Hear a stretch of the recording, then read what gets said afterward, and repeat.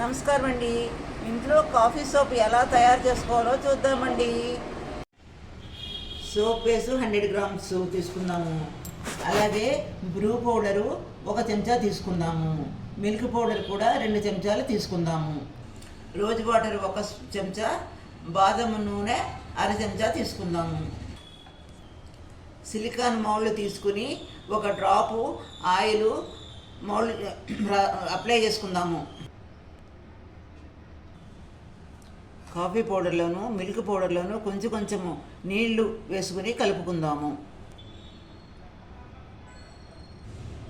ఉండలు లేకుండా చక్కగా కలిపేసుకున్నాము. ఈ రెండు ఒకే దాంట్లో వేసుకుని కలుపుకుందాము. ఇందులో 1/2 స్పూన్ ఆయిల్ వేసుకుందాము. 1 స్పూన్ రోజ్ వాటర్ కూడా వేసుకుందాము. బాగా మిక్స్ చేసుకుందాము. స్టవ్ పైన నీళ్లు వేడిగా చేసుకుందాము. ఒక చిన్న గిన్నెలో సోప్ వేసుకుని ఇలా పెట్టుకుందాము. ఇలా వేసుకోవడం వలన సోప్ కరుగుతుంది. ఇది బాగా కరిగిందండి. మిల్క్ పౌడరు, కాఫీ పౌడరు కలుపుకున్న మిక్స్ చేసుకున్నది ఉంది కదండి, అది వేసేద్దాము. ఇందులో పోసుకుందాము. మిక్స్ చేసుకున్నది సిలికాన్ మౌల్డ్లో వేసేసుకున్నాను. 4-5 గంటల తర్వాత మనము తీసుకుందాము. 5 గంటలు అయిందండి. ఈ సోపు ఉల్టా చేసి తీసుకుందామండి.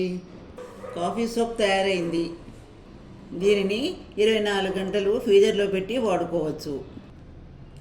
ఒక జిప్లాక్ కవర్లో పెట్టి లోపల పెట్టుకోవాలి. ఈ సబ్బు 12 సంవత్సరాలు దాటిన వాళ్ళు వాడుకోవచ్చండి. ఈ సబ్బు వాడడం వలన మంచి రంగు వస్తారు, ట్యాన్ రిమూవ్ అవుతుంది.